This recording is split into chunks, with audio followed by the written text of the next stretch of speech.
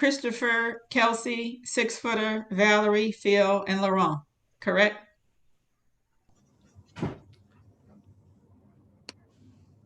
Sounds good to me, Carol. Okay.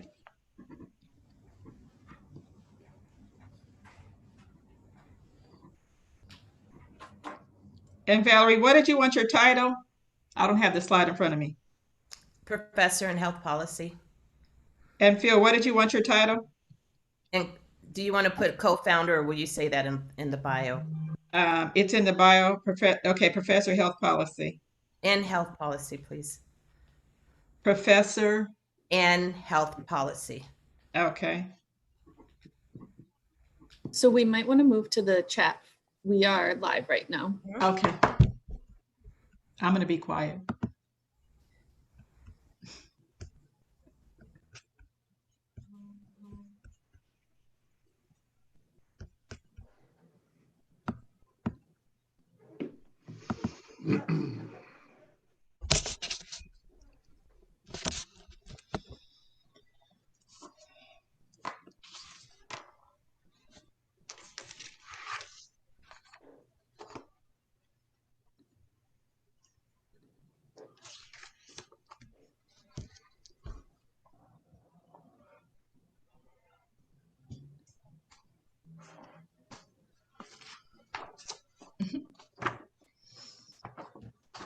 Welcome, everyone. This is Michelle Gray with Action on Smoking and Health. We're going to get started. We are also broadcasting live on YouTube. So with that, I'm going to hand it off to our presenters, Carol Magruder first. Good morning, good afternoon. My name is Carol Magruder, and I am the proud co-chair of the African American Tobacco Control Leadership Council. Formed in 2008, the AATCLC is composed of a cadre of dedicated community activists, academics, public health advocates, and researchers.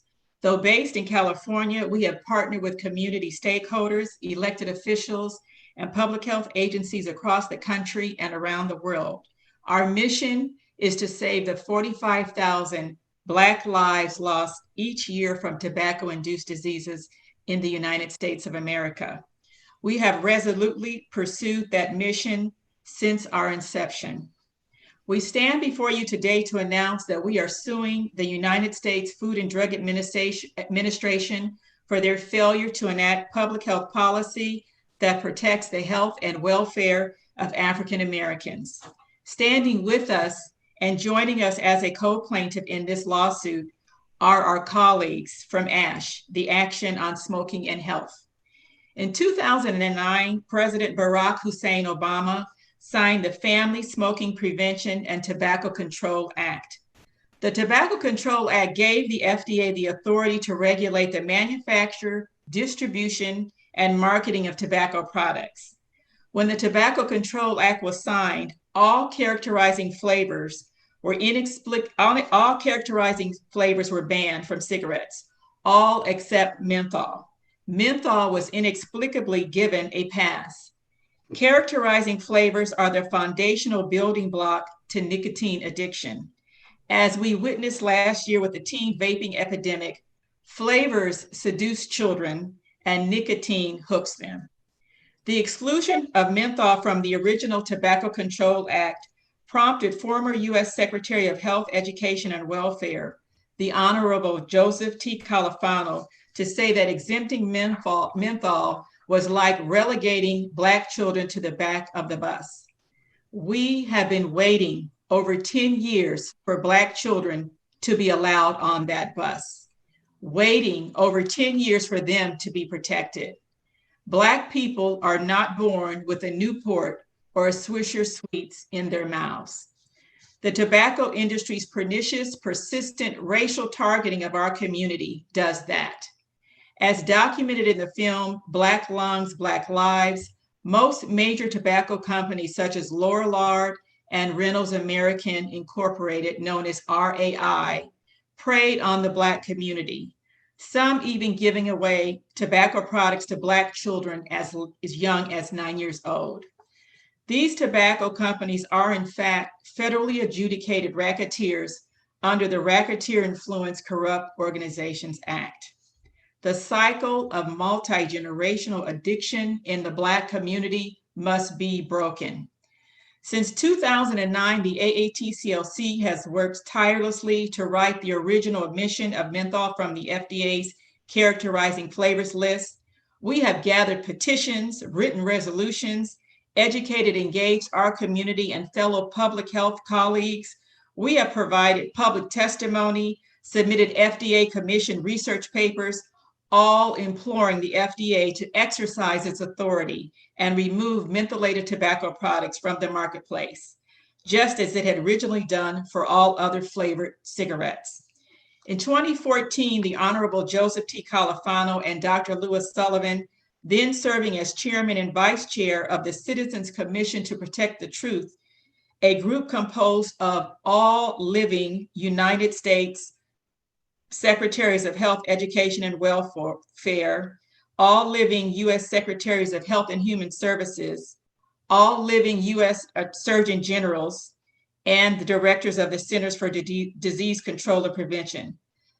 All of them signed on from every administration, Republican and Democrat at that time since President Lyndon B. Johnson, and demanded that tobacco companies stop marketing and selling mentholated cigarettes. They demanded that they stop exploiting children and African Americans. In 2016, the great city of Chicago enacted the first ordinance that restricted the sale of mentholated tobacco products around schools.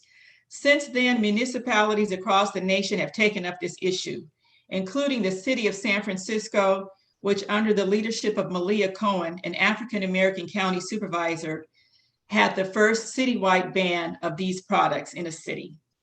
Our own national leadership organizations, including the National Association for the Advancement of Colored People, have passed national resolutions, either calling for the FDA to act or for Black communities to support local legislative actions to restrict these deadly products.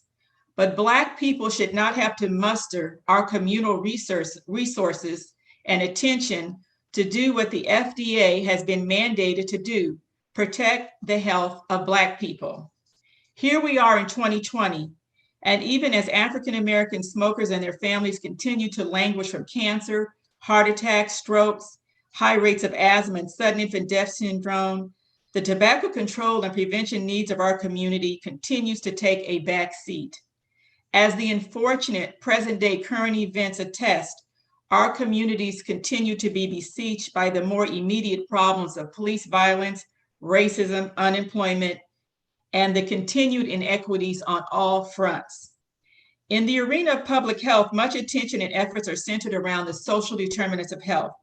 But as Dr. Daniel E. Dawes, director of the Satcher Health Leadership Institute at Morehouse School of Medicine, so brilliantly lays out in his book, The Political Determinants of Health, it is the political determinants that are the drivers for the social determinants.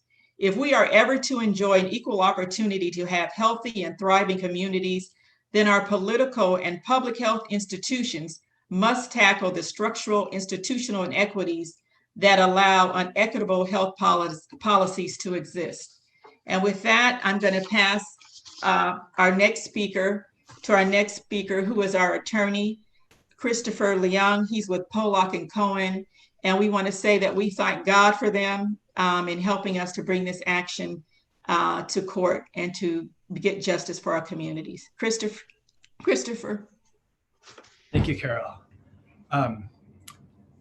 Good afternoon, everyone. My name is Christopher Leung. As Carol mentioned, I'm a partner at Pollock Cohen, a law firm that specializes in public interest litigation. I want to thank everyone again for coming out here today. Our firm represents the African American Tobacco Control Leadership Council, as well as Action on Smoking on Health. Today, we filed an important case that we hope will save tens of thousands of lives, and which is aimed at addressing a terrible wrong that has been perpetrated against the Black community. Over 10 years ago, Congress directed the FDA and Department of Health to quickly address the harms caused by menthol cigarettes. In that time, however, the FDA and department have done nothing. Our lawsuit seeks to compel these agencies to do what Congress directed them to do over 10 years ago. That is, to quickly address the harms caused by menthol cigarettes.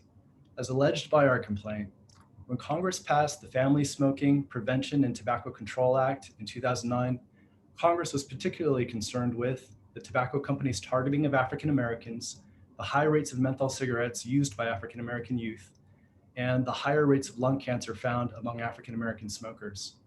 Congress then directed the FDA and Department of Health to move quickly to address these critical public health issues and to consider whether menthol cigarettes should be banned. Since that time, however, FDA has simply ignored Congress's directive and failed to act on the growing body of scientific evidence concerning the devastating harms caused by menthol cigarettes. In 2011, FDA's advisory panel surveyed the scientific literature and concluded that removing menthol cigarettes from the marketplace would benefit the public health. That same panel found that if menthol cigarettes had been removed from the market in 2010, then by 2020, which is today, roughly 17,000 deaths would have been avoided and over 2 million people would not have started smoking. For Black Americans, that would mean nearly 5,000 deaths avoided and almost 500,000 smokers that never would have started smoking. In 2013, FDA's own study of the scientific literature found that menthol cigarettes were more addictive and more dangerous than regular tobacco-flavored cigarettes, that tobacco companies tailored their menthol marketing strategies and messages toward African Americans, and that as a result of Big Tobacco's marketing efforts, menthol cigarettes were disproportionately used by African American smokers. But FDA, instead of acting on this knowledge or acting to address these harms, the FDA did nothing. And as a result of their inaction, our nation's menthol cigarette health crisis has only grown. In 2009, when the Tobacco Control Act was enacted, menthol cigarettes represented just over 25% of all cigarettes smoked in the United States. Today, that figure has increased to 36%. In 2009, more than 12 million smokers used menthol cigarettes. Today, over 19 million smokers use menthol cigarettes. In 2009, nearly 70% of African Americans who smoked used menthol cigarettes, and today that figure has risen to over 85%. In sum, FDA's inaction on menthol cigarettes has harmed the public health, and as alleged in our complaint, is unlawful. FDA's sole mission is to protect the public health, apply the best science, and to timely act in the best interests of the people that it serves. FDA's continued inaction on menthol cigarettes lacks any reasoned justification, and the coronavirus pandemic has only highlighted the urgency of these issues. As we know, and as FDA is well aware, the coronavirus is particularly deadly to people suffering from a tobacco-related illness, such as diabetes, heart disease, and lung disease, illnesses that for years have disproportionately affected African Americans. Thus, we hope that through this action, the FDA and Department of Health will now address these important issues and take affirmative steps to fulfill the promise of health equity for all Americans. I'll pass it back to you, Carol. Thank you, Chris. Our next presenter is our partner organization, and we are grateful that you are stepping up with us and standing with us, Ash. We're going to have Kelsey Romeo Steppe, who's with the Action on Smoking Your Health.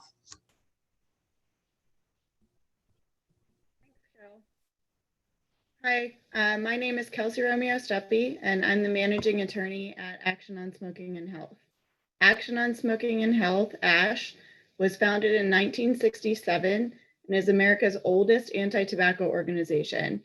We're dedicated to a world with zero tobacco deaths. Because tobacco is the leading cause of preventable death worldwide, ASH supports bold solutions proportionate to the magnitude of the problem. The case we're announcing today is a perfect example of that type of action. Menthol cigarettes have killed thousands of people in the time that the FDA has delayed. The committee's own report concluded that if menthol cigarettes were removed from the marketplace in 2010, then by 2020, this year, roughly 17,000 premature deaths would have been avoided, and about 2.3 million people would not have started smoking. And by 2050, the cumulative gains would have resulted in over 300,000 premature deaths avoided and over 9 million people that would not have started smoking. The US government is failing to protect its citizens, particularly African Americans, from the devastating harms of menthol, and the US is also falling behind the global trend. As one example, the US has failed to ratify the World Health Organization's Framework Convention on Tobacco Control, the FCTC, which is the International Tobacco Treaty. It's an evidence-based treaty that reaffirms the right of all people to the highest standard of health. It was one of the fastest ratified treaties in UN history, And today, 181 countries around the world are party to that treaty, which covers over 90% of the world's population, with the US as one notable exception. The guidelines for Article 9 and 10 of the treaty encourage countries to begin prohibiting or restricting ingredients which may be used to increase palatability in tobacco products. That includes menthol. And many countries around the world are doing just that. Canada's province of Nova Scotia in 2015 became the world's first jurisdiction to ban the sale of flavored tobacco products, including menthol. 4 other Canadian provinces have since followed suit. Ethiopia and Uganda in 2015 and 2017 banned flavored tobacco products, including menthol. Menthol cigarettes are now also banned in the 28 countries of the European Union, as well as in Turkey and Moldova as of May 2020. The tobacco industry works hard to oppose flavor and menthol bans. For example, Brazil announced a ban on all flavoring in 2012, but it hasn't become a law yet because of legal challenges from the industry. A leaked Philip Morris International PMI document from 2014 indicated that it opposed flavor bans and identified the European menthol ban as a threat to its business. It is better for their business to keep people addicted and dying. The United States used to be a leader in tobacco control, and now we're falling behind at the cost of thousands of lives. At Action on Smoking and Health, we're proud to be part of this case. The FDA needs to take action on menthol to protect Americans and their right to health. Thank you. Thank you, Kelsey. Our next speaker will be 6 Footer the Poet. She is here to put a face on the 45,000 Black people that we lose every year in this country. We have been saying the names of people that we lose, and so she is here to put a face on the 45,000 names people that we lose every year. 6 Footer. Hi, my name is 6 Footer the Poet. I'm a spoken word artist from Oakland, California. I speak on topics that no one wants to address, and I use my platform to uplift and encourage others. I'm here to talk to you about my mother. She was the strongest, hardworking woman that I would ever know. Her name is Wanda Westbrook, and she passed away from being a chain smoker. It has affected my family in so many different ways by a death that could have been prevented. My children won't be able to grow up with a grandmother. I won't be able to share these stories, these memories, and the love that my mother has given me. My kids will not get a chance to experience due to her being a chain smoker. Menthol has taken a lot from me and my family, and this could have easily been prevented had she known the causes of being a chain smoker or smoking or picking one cigarette up. My family will never be the same. Thank you. Thank you, 6 Footer. Next up, we have Dr. Valerie Yerger. She's a professor in health policy, and she's one of the co-founding members of the African American Tobacco Control Leadership Council. Good. Thank you, Carol.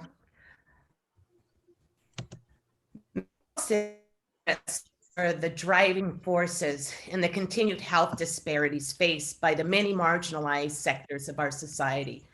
The Centers for Disease Control and Prevention reports that tobacco-related diseases kill 45,000 Black Americans every year. That's more than AIDS, car accidents, suicides, and murders combined. And this all means that 45,000 of our Black family members who walk amongst us now will be dead next year. Even years before the Family Smoking Prevention and Tobacco Control Act became law, there have been public health and tobacco control advocates meeting behind the scenes with the tobacco industry, making deals. When one of my colleagues brought to my attention that menthol as a bargaining chip would be excluded from the list of banned flavor additives, I called William Robinson, then executive director of the National African American Tobacco Prevention Network. This call led to a conversation with then Congresswoman Donna Christensen, which then led to the amended Tobacco Control Act of 2009, backed by the Congressional Black Caucus and signed into law by President Barack Obama. The amendment placed the highest priority on studying the impact of the use of menthol in cigarettes on the public health, including such use among African Americans, Hispanics, and other racial and ethnic minorities. In the meantime, the FDA acted quickly to ban the use of other flavored additives in cigarettes. Those of us who were skeptical of this ban tried to get everyone to understand that the banned flavors made up only about 0.2% of the US cigarette market, whereas menthol flavored cigarettes accounted for then 30% of that market. And as we heard earlier, it is now up to 36% of that market. Also, at the same time, tobacco company executives were covering up the truth about the sensory effects of menthol by publicly stating that menthol is only an ingredient in their company's taste recipes. Tobacco documents research conducted by me and my team at the University of California at San Francisco showed that according to tobacco companies' in-house studies, menthol effectively boosted their sales by making cigarettes more palatable to first-time smokers because menthol covers up the unpleasant taste and harshness of inhaled tobacco smoke while adding a fresh, minty flavor and cooling effect, hence another cover-up. Menthol also has complicated pharmacological interactions with nicotine, such as soothing nicotine's irritating effects. Menthol keeps smokers exposed to the addictive power of nicotine by making cigarettes easier to take up, easier to smoke, and harder to quit. Menthol is a social injustice. According to some of my tobacco documents research, the targeted marketing of menthol cigarettes, the pervasive presence of the tobacco industry, and the aggressive menthol wars all occurred in Black urban communities. To make matters even worse, some of our Black leadership groups have been co-opted by the tobacco industry. In exchange for money or sponsorships, they either diffuse tobacco control efforts or act as front groups to assure the policies benefit the tobacco industry. We need these so-called leaders to understand their relationships with the tobacco industry have hidden costs. The Black community is under siege, sometimes by its own leaders. COVID-19 pulled open the curtains, covering the health, economic, and social disparities disproportionately affecting Black Americans. The Black Lives Matter movement, which has expanded because of the murder of George Floyd, burned those curtains down. There are no more curtains to cover up the injustices affecting Black Americans. Many of us here before you have been trying to expose these tobacco industry cover-ups for years. After more than a decade of the FDA not acting to place menthol on its list of banned flavors, one is forced to ask, are we talking about incompetence, inhumane compromise, or malintention, or all three? In its evaluation of menthol cigarettes, the FDA reported that there is adequate data to suggest that, and I quote, menthol use is likely associated with increased smoking initiation, greater addiction, and that menthol smokers are less likely to successfully quit smoking. These findings make it likely that menthol cigarettes pose a public health risk above that seen with non-menthol cigarettes. End of quote. FDA, no more cover-ups. Add menthol to your list of banned flavor additives. Thank you for hearing me. Carol, I'll turn it back over to you. Thank you. Thank you, Dr. Yerger. Our last speaker before we take questions from the audience is Dr. Philip Gardner. Dr. Gardner is a doctor of public health, and he is also a co-chair of the African American Tobacco Control Leadership Council. Thank you, Carol. Good morning to all and good afternoon to all, coast to coast. Before we close this press conference, let's not forget that 2 days from now will be the 155th anniversary of Juneteenth. The day, June 19th, 1865, slaves in Texas finally heard the news that they had been freed. Juneteenth has become a day of celebration in the Black community, acknowledging all the sacrifices and struggles that it took to free African Americans from slavery. But as the last 155 years have shown, we are still a long way from that freedom. I stand before you today to reaffirm that the African American Tobacco Control Leadership Council is committed to saving Black lives. Let's be clear, and it's worth repeating, that the main killer of Black folks are tobacco-related diseases, including heart disease, stroke, and lung cancer, to name a few. The main vector of death and disease into our community are menthol cigarettes and flavored little cigars. These products have been mercilessly pushed down our throats by the predatory marketing of the tobacco industry for the past 60 years. The FDA has the ability to stop this right now. We already know that menthol makes the poison go down easier. Menthol masks the harsh taste of burning tobacco. Menthol's cooling and anesthetic property allows for deeper inhalation. The deeper you inhale, the more toxins and nicotine you take in.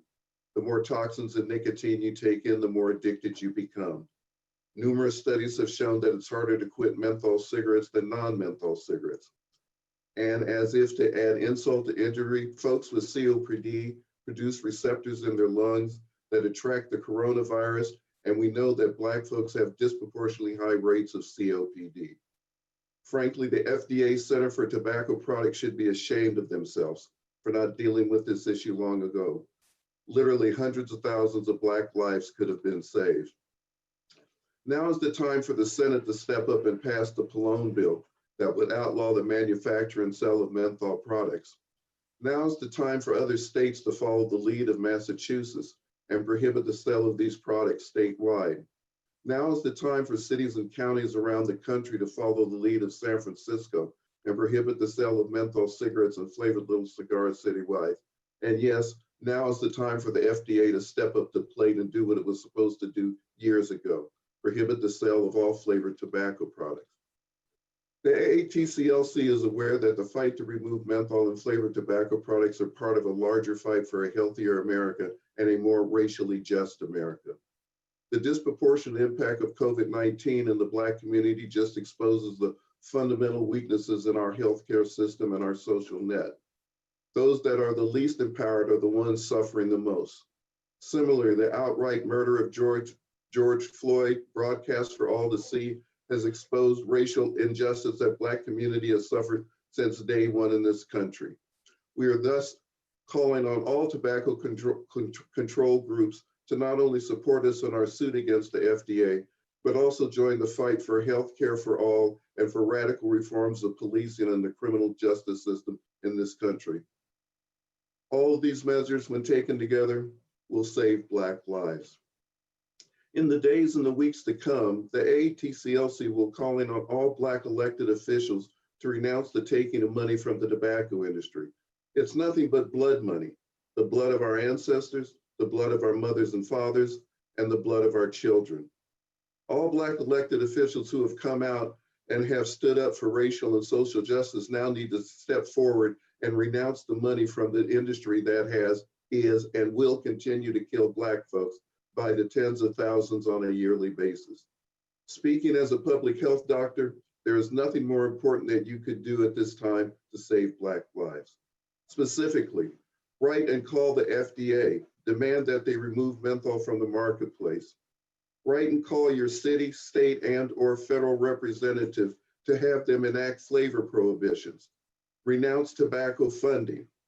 Join the millions around the country calling for COVID-19 protections and major criminal justice reform. When taken together, this will go a long way toward saving Black lives. Thank you. Thank you, Dr. Gardner. And now I'm going to turn it over to Laurent Hubert with ASH, and he will moderate our question and answer session. Laurent.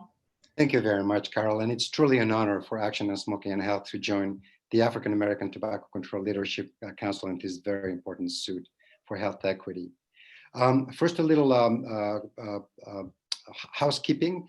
Anyone can can ask questions in the Q&A section box, which is at the bottom of your screen.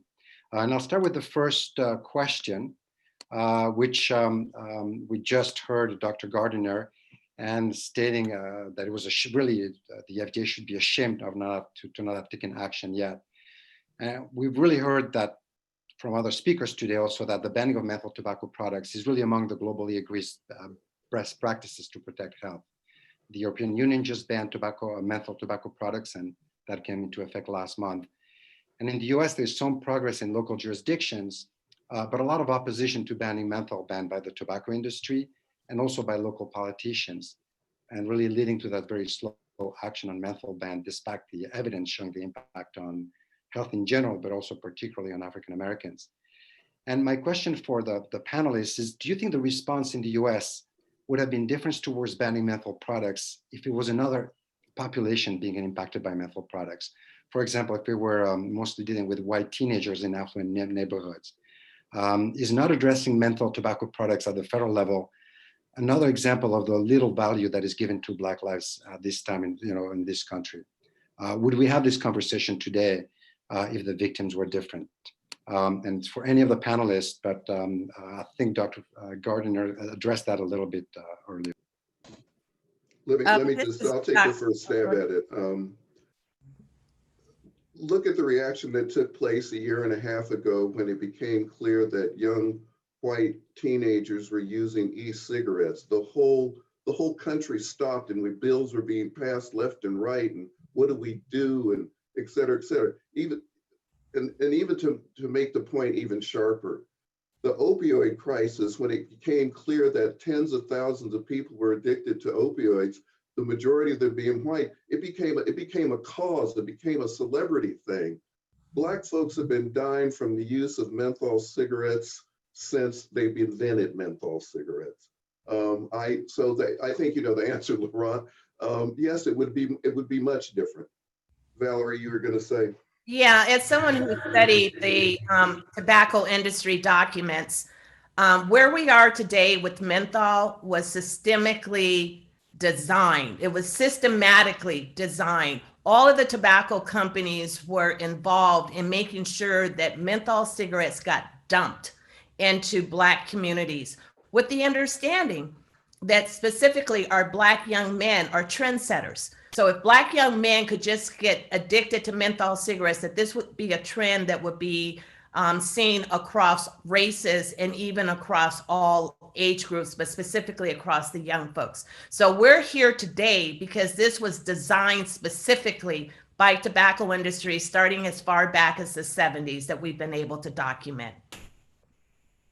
Thank you very much. And I'd like to also weigh in on that. You know, the racial overlay in the United States is pervasive. It overlays over everything. So imagine the European Union. They have Black people in Europe. They have Africans and African Caribbean folks who are citizens, just like they have Black people in America. So imagine if the European Union or Canada said, no, we can't do this because our Black people use these products. And that when a lot of these practices, you know, the public outcry when our teenagers were hooked on these e-cigarettes was deafening. But what happened when they were coming into our communities and actually physically giving these products to our children, there were just always a lot more other things going on. So in the 60s, similar to what we're seeing right now, there was a lot of civil unrest. And when you talk about cigarettes, it seems like, you know, we have to actually wait for moments to get into the news cycle because it seems like these other things are so much more important. But what's more important than 45,000 Black people who die every year? What's more important than breaking the cycle the same way that we're trying to break it for other communities and to restrict the sale and get these products off the market? Thank you very much for those answers. I have another kind of follow-up question. Why has it taken so long for the FDA to take action? And what do you think about those jurisdictions like in New York where menthol e-cigarettes have been banned, but not cigarettes? Is that enough? Well, I really think that there have been some moments when the FDA seemed that they wanted to do something, but and I talk about this all the time, that it's a political issue. So that there were some machinations in the White House, and Dr. Field can speak to this more eloquently than I can, where they actually redlined some of the proposed rules that the FDA that they were trying to put out. So we need the pressure of the courts to come in and to have the FDA look at what they were mandated to do and to do it. And Phil, would you weigh in on the rules? You make a good point, Carol. This is ultimately a political question. We know folks at the FDA and in the Center for Tobacco Products that would love to see menthol reduced. In 2016, the FDA deemed all other tobacco products under its purview, meaning in 2009, when the Family Smoking Prevention Tobacco Control Act was signed, only cigarettes and those flavors excluded were actually under the purview of the FDA. But starting in 2016, little cigars, e-cigarettes, hookahs, everything came under their purview. Part of that deeming a law that they put forward, or ordinance that they put forward, had 16 pages of references on flavored tobacco products and why it was necessary to get menthol out of these products. They sent that up the chain to the Office on Management and Budget, which was effectively the Office on Management and Budget redlined all 16 pages that dealt with flavors and sent it back to the FDA and said that they couldn't do it. Let's be clear that the person who actually did the redlining used to work for the tobacco industry, used to work at the FDA, left the FDA, went to work with the Cigar Association of America, was rehired in 2015, and was sitting in the Office on Management and Budget when the deeming regulations came through to him. There's a great article on this in the September of 2016 New York Times that goes into detail. So yes, it's a political question. When we did the initial, and not to draw this out, but not to put too sharp a point on it, there were at least 16 known tobacco industry lawyers working in the Obama White House and in different parts of the White House. It's a thoroughly entrenched in there. This is, I want to end where Carol, this is why the court needs to step in. We've tried the political level. We held a press conference in Washington, D.C., and to ask Obama to do something about this. We've written letters. We've gotten things done at Nash in Massachusetts. We've done all sorts of things, but the FDA hasn't budged. Right. I would just like to also just sort of add on to Dr. Gardner's response that certainly there are political components to the larger issue of menthol in cigarettes, but our lawsuit is clearly a legal issue that the courts need to act on. That FDA has an obligation to protect the best interests of all Americans, including African Americans, and that there is a clear obligation under the law to do so. And so regardless of who is in the White House, we feel that very strongly that the courts need to step in and help compel FDA to sort of act on this very important issue. Thank you. Absolutely. And I was wondering if there are any thoughts on the banning of menthol e-cigarettes, but not combustible cigarettes, which is what we've seen in New York. I was wondering if anyone has any thoughts on that. I mean, that's the general trend that's going around the country. The menthol carve out, whether it's the form of e-cigarettes or you want to have it in chewing tobacco or whatever, I think has been eloquently already spoken to by Valerie. This is the bread and butter. Look, smoking rates have been going down for the last 15 years in the United States. At the same time, menthol smoking rates have been going up. The tobacco industry in the United States is a $220 billion industry. That was as of 2016, 2017. If menthol is 35% of that, you're talking about tens of billions of dollars. This is what this fight is about. It's economic, political, and as Chris has just pointed out, a legal fight. I see we have some questions in the Q&A. Yep, questions are coming from different areas. So one is about what is the best case scenario outcome of this suit? What are we trying to accomplish? What would be the best outcome of this lawsuit? The best outcome would be for the FDA to act and to take these products off of the market. That would be the best outcome. But in the interim, we are encouraging the cities and the states that have ordinances before them to take these products offline to do so, not to wait, because we've been waiting a long time. So we press ahead down different avenues. So we would like the FDA to protect us the way that they protect everyone else. And I use the analogy, when we pass a seatbelt law, we don't say, oh, we're not, Black people aren't used to wearing a seatbelt, so if they feel like they want to wear a seatbelt, they can.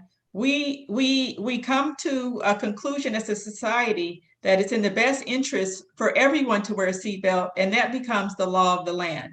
And so when you take some products off and leave other products on, that's not helping us, that's not protecting us. And we also want our institutions to help us. Black people can stop smoking just like other people can. Maybe we need a little more help. The world is witnessing the tremendous stress that we live under in this country. And so we want some extra help to get these products out of our communities and to look at this in a global, comprehensive way. This is one thing of many, but it's one of the most important things. And that African Americans spend about $5 billion every year with the tobacco industry. And what we're purchasing with that money is death. And that could be much better spent building up our communities and building up to have prosperous and healthy and happy communities. And that's what we're all working for. This is a moment like no other. And so we need to jump on this the way that we need to jump on the other issues that are facing us in this country. Any other panelists would like to add to this question about the best possible outcome? Or no? I'd like to hear from our attorney. Yes, Christopher Lynn, would you like to comment? Sure, I would just reiterate what Carol had said. The best case scenario for this lawsuit is that we are able to structurally basically get menthol cigarettes out of the marketplace, to get FDA to use the best science and recognize that, in fact, something does need to be done. The inaction at the agency level has just been gone on for way too long, and too many people have been hurt and have passed away as a result of that inaction. Certainly, we would like to have that action by the agency happen as soon as possible. And so we are hoping to get an order from the court relatively quickly, so to speak, so that we can quickly address these critical public health issues. Laurent, one other thing I would just add, I know the glass is half full. I would just add that hopefully if press are watching this, or when we send out a media alert and e-blast about this, that this gets publicized around the country, that this suit is going on. And hopefully this will move some people into action, both at the local, the state, and the federal level. So that would be a great outcome for this press conference. Absolutely, absolutely. There's a question that came, a very specific one, and it was about the Morehouse reference about the political and social determinants of health, which Carol, I believe you addressed early on in your speech. Could you repeat that reference? Sure. It's a book that was published through Johns Hopkins Press, and it's Daniel Dawes. He is a professor with Morehouse School of Medicine in their Satcher Leadership Institute.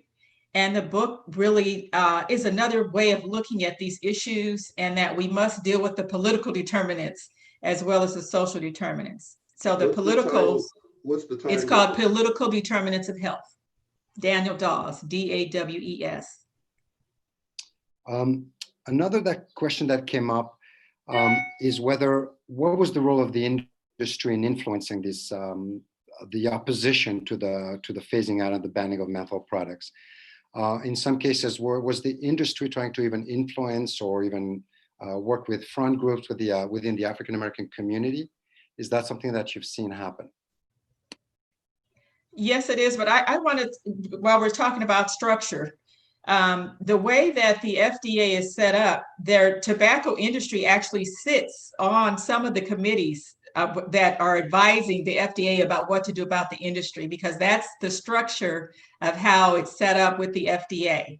So they have a non-voting seat at the table, but they're there to hear everything that's happening. They're there to lawsuits. They had lawsuits in the beginning. So they're constantly there to obfuscate everything. Meanwhile, the people who represent the community are locked out, and we have to get our information, when it comes through the channels. We're not a part of the conversation of how these issues are going to be resolved. So that's one thing that the industry does. They're always there. And then, of course, they have historically try to manipulate our African American leadership groups and organizations. And I'm going to pass it to Dr. Val or Dr. Phil, who have done research on that issue. Yeah, I can address that. Well, we knew before the FDA took this issue up that there were pervasive relationships between a number of our so-called leadership groups and tobacco industry executives and managers and folks with influence, even within the industry. So when we were dealing with the issue of menthol in the FDA, we were not surprised to see the opposition coming from organizations that we had already identified as having relationships with the tobacco industry. These organizations being CORE, NOBO, and there was the Black Chambers of Commerce. Those were the ones who went on public record arguing against the ban of menthol cigarettes.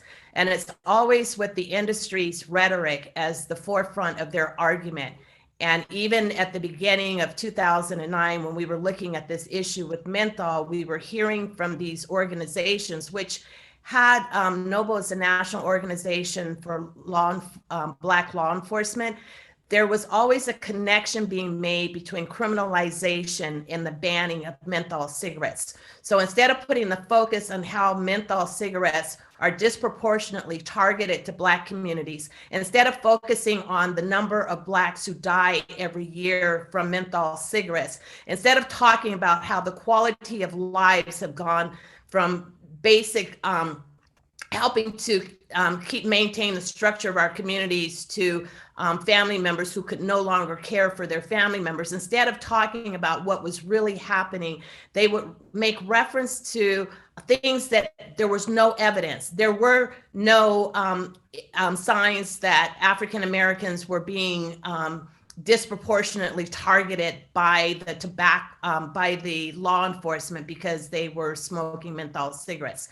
And this is something that a trend that we have been seeing even in the work that we're doing at the local level. So we're always trying to counter the industry arguments with the facts. And one of the things that we have seen is that as we provide the evidence and we talk about the facts, that those who were confused because they were hearing industry rhetoric through the voices of people who look like us from our community, who very often have known faces and known names that we recognize, we understand when we get the facts that it was all the industry rhetoric and arguments that are interfering with our efforts to do good public health policies that will benefit our community specifically.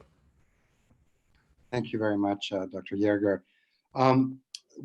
And Philip, Dr. Gardiner mentioned a call to action to some extent, and really for everyone to support this. Can you expand on the call to action? And we have a number of listeners from media, public health organizations, as well as some UN agencies on this webinar, as well as the people listening through live through YouTube. So what can be done to support this lawsuit for researchers, medical practitioners, student community members, and the media? Well, as I said in my remarks, I think we did this once before. We were going to ask people to do it again, is to actually write and call the FDA and demand that they remove menthol from the marketplace. I think that needs to be what can you say, an ongoing thing that we do. It could also take the form of the Pallone bill is sitting in the Senate, having passed the House of Representatives. The Pallone bill, of course, would restrict the manufacture and sale of flavored tobacco products, including menthol. If we could even get a senator to, it's not even going to come to the floor in the way it is now, but you could write your senators to have them be aware that the Pallone bill is there. And if people are really in favor of saving Black lives, and everybody seems to be talking about it now, and it's about time that they are, then this is something they can do. What's really going on, and Carol mentioned this, and I really want to say this to the people that are on this webinar or press conference, things are going to happen at the local level sooner, and we can't wait on the FDA. There are proposed flavor restrictions and menthol prohibitions going on throughout the country. To the degree that you can get involved at your local level with your community representatives, with your local elected officials, and push this stuff forward, this could be the great thing. Look at it this way: if we improve COVID-19 protections and we deal with major criminal justice reform, and we get menthol out of the marketplace, then we really will go a long way towards saving Black lives. And if I might just add, because obviously we know how important it is to do tobacco control at the local level. And since the African American Tobacco Control Leadership Council has been in the forefront, wherever we go, we are able to show why menthol needs to be included in those policy decisions. But at the local level, jurisdictions can only restrict or prohibit the sales. The FDA can actually take menthol as an additive out of these products. And that's one of the reasons why we're focused on the FDA as well.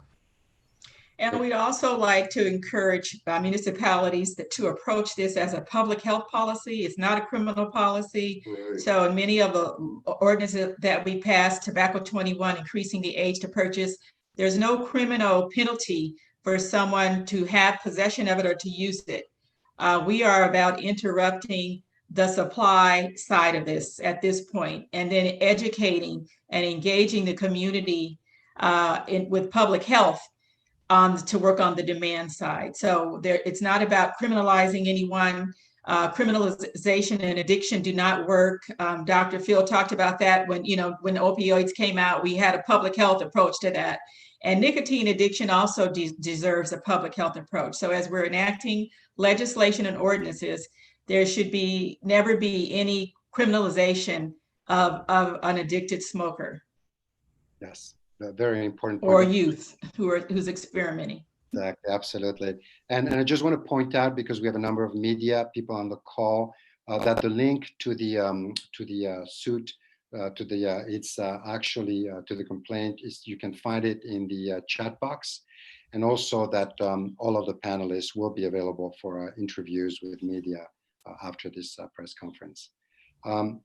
So the last question that I have here, and then I will pass it over to you again, Carol, and it links a little bit to what you just mentioned about we do not want to criminalize youth who are experimenting or using it. But what are the concerns around when the product is banned, if 9 out of 10 African Americans who smoke currently use menthol products, about the underground black market, illegal market of menthol cigarettes? And I think you addressed it already to some extent, but if you wanted to address that question. Well, let me just say this. Menthol cigarettes and all flavored products are banned in over 60 cities around the country. No black market has arisen. In Ontario, Canada, which actually looked into this since they've had their in place for 2 years, that the actual rates of smoking have gone down. And we actually do have some literature. Blacks were interviewed earlier this decade, asking them if menthol cigarettes were banned, would they stop?